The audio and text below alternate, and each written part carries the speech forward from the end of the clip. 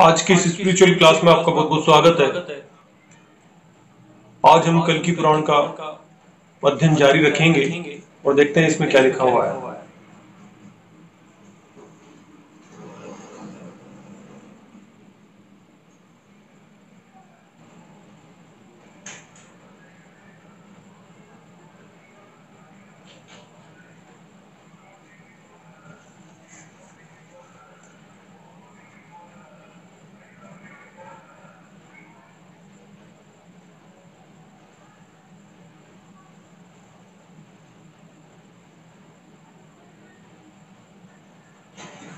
यह सुनकर वह भिक्षुक सन्यासी बोले कि हे श्रीनाथ, मैं सर्वदा आपके वश में रहने वाला सत्ययुग हूँ। मैं आपका अवतार और ऐश्वर्य देखने के निमित्त यहाँ आया हूँ। आप निरुपाधि काल स्वरूप हो।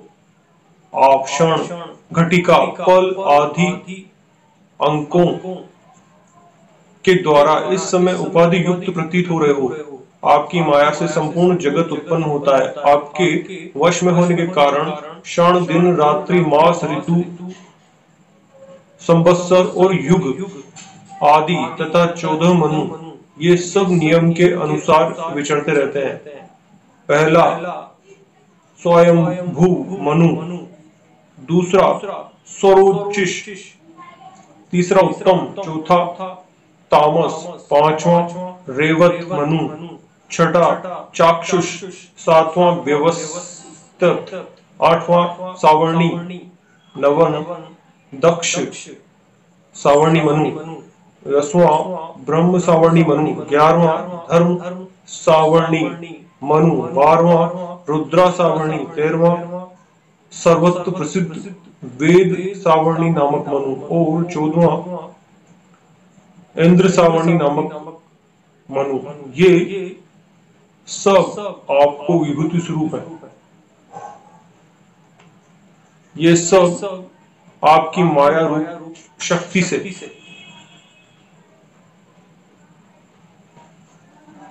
नाम रूपादि भेद युक्त प्रतीत होते हैं। देवताओं के 12,000 वर्षों के 4 युग होते हैं, जिसमें देवताओं के 4,000 वर्ष का सतयुग, 3,000 वर्ष का त्रेता, 2,000 वर्ष का द्वापर, 1,000 वर्ष का कलयुग होता है।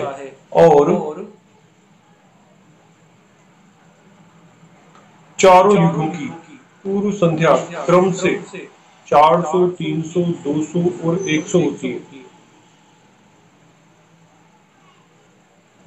पूर्व संध्या इन चारों युगों की शेष संध्या का भी इतना ही परिणाम है। हर एक मनु 71 युग पर्यंत पृथ्वी का योग करता है। इस प्रकार संपूर्ण मनुओं का परिणाम होता है। जितने समय पर्यंत 14 मनुओं का अधिकार रहता है, वह ब्रह्मा जी का एक दिन होता है। इतने ही काल की समान रूप में ब्रह्मा जी की एक रात्रि होती है। काल इस प्रकार दिन, रात्रि, पक्ष, मास, वर्ष, ऋतु आदि उपाधियों को धारण करके ब्रह्मा का जन्म, मरण आदि करता है।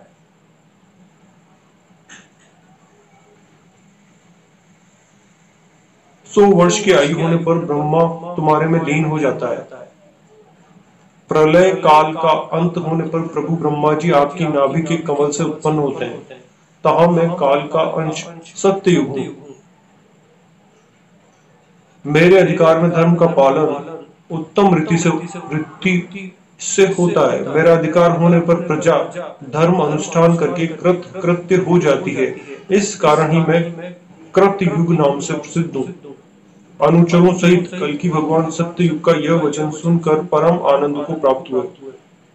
कली का संहार करने में समर्थ कल्कि भगवान गुप्त रूप में सतयुग का आगमन देख करके कली के अधिकार के विषसन नामक पुरी में संग्राम करने की इच्छा से अपने अनुचर पुरुषों से कहने लगे कि जो वीर हाथियों पर चढ़कर युद्ध करे, जो रथों पर चढ़कर युद्ध करने में समर्थ हैं, जो पैदल हैं, जिनके शरीर सुवर्ण के नाना प्रकार के आभूषणों से शोभायमान है, जो अस्त्र शस्त्रों से संग्राम कर सकते हैं और जो युद्ध करने में चतुर है, ऐसे योद्धाओं की संपूर्ण सेनाओं को लाओ और सबकी पृथक पृथक गिनती करो।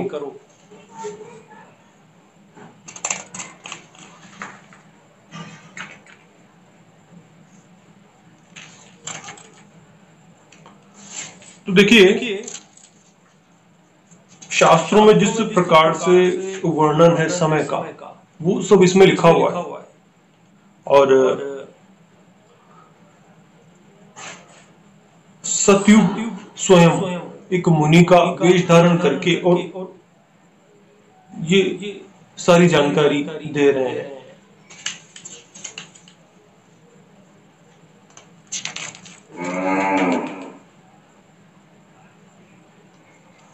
अब इसमें लिखा हुआ है कि 1000 वर्ष का कलयुग होता है।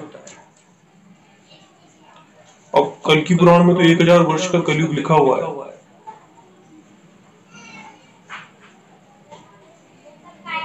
100 वर्ष का सांध्य काल लिखा हुआ है, जिसे हम ट्रांजिशन पीरियड कह सकते हैं। इस प्रकार से लिखा हुआ है इसमें। तो अलग अलग शास्त्रों में अलग अलग बातें लिखी हुई हैं। और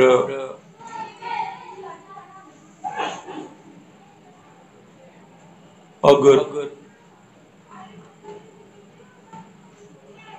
सिर्फ 1000 वर्ष का कलयुग होता है, तब तो क्या ईसा मसीह किसी दूसरे युग में पैदा हुए थे? क्योंकि 21वीं सदी चल रही है ना अभी, और अभी जो गणना होती है वो तो ईसा मसीह के जन्म के अनुसार ही होती है। और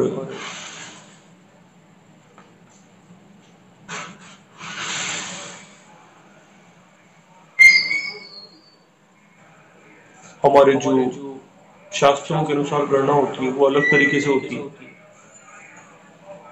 और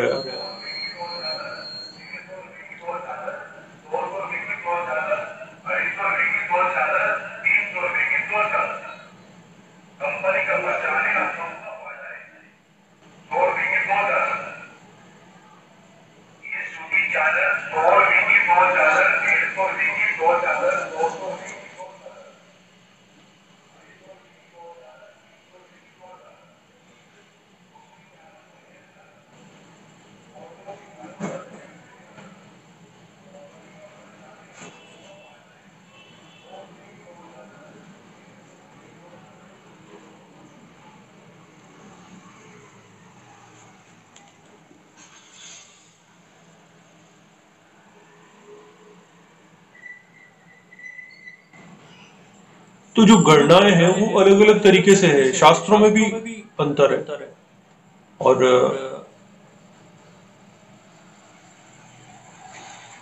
इसीलिए मैं केवल अपनी अनुभूतियों पर विश्वास करता हूँ।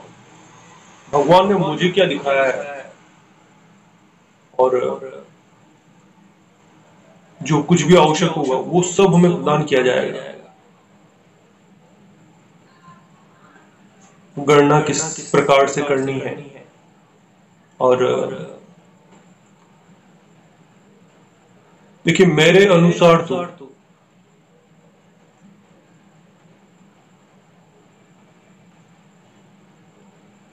2012 में इस वर्ष संक्रमण काल शुरू हुआ, और अब ये कितने वर्ष तक चलता है।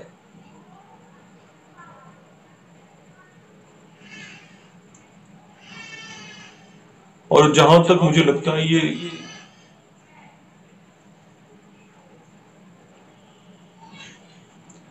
इसका जो सबसे बुरा समय था वो अब गुजर चुका है। और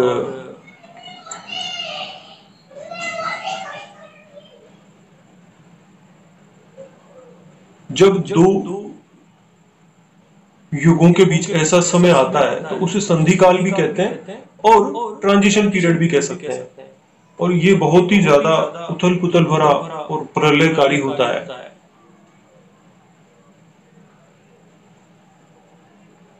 एक युग से दूसरे युग में जब सृष्टि जाती है तो